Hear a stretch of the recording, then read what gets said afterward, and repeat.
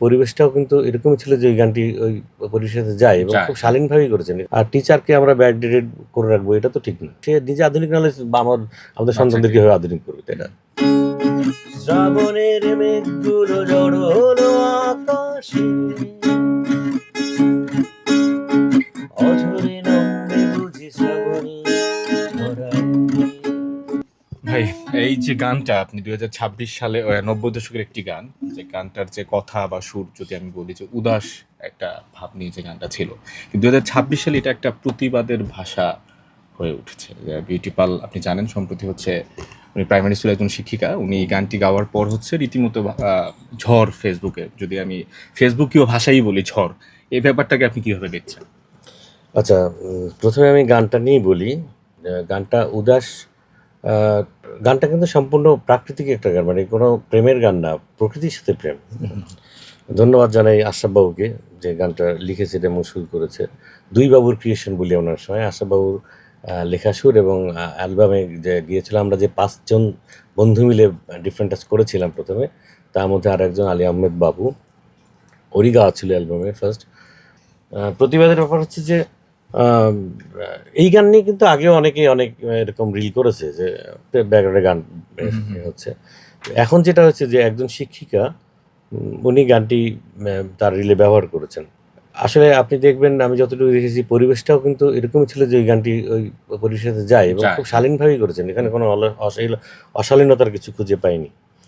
তো যে কারণে এইখানে যেহেতু অনেকে এটাকে নেতিবাচক হিসেবে দেখছে, বিধায়ী গানটি প্রতিবাদের ভাষায় উঠেছে এবং ন্যাচারালি আমার ভালো লাগছে এই কারণে যে গানটার স্বত্বাধিকার আমাদের, যেটা আমাদের ব্যান্ডের গান।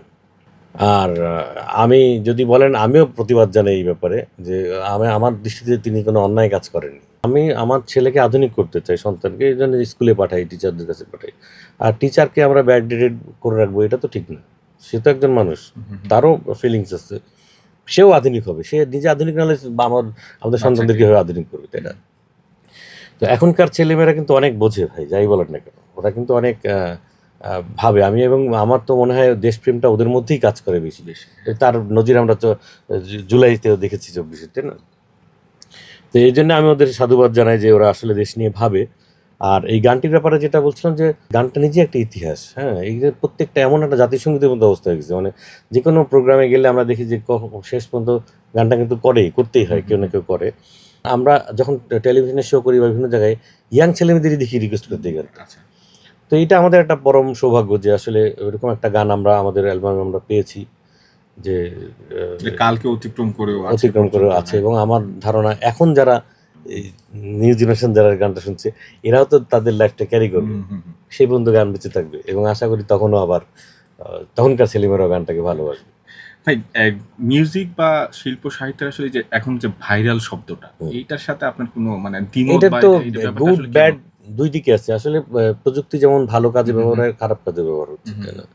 ভাইরাল দেখেন, একটা সুস্থ সুন্দর জিনিস ভাইরাল হচ্ছে, আবার একটা অসুস্থ জিনিস ভাইরাল হচ্ছে। তো এটা আমি পক্ষে বিপক্ষে বলার আসলে কিছু নেই। আমি বলবো আমরা যারা সাধারণত ইউজ করি, নেট ইউজ করি বা ইন্টারনেট থাকবে, এটা তো সারা পৃথিবীকে আমাদের হাতের মুঠোয় নিয়ে এসেছে। তো আমাদের ভালো হইতে হবে, ভালো জিনিসটা আমাদের গ্রহণ করতে হবে। খারাপ একটা জিনিস ভাইরাল করার তো কোনো মানে হয় না।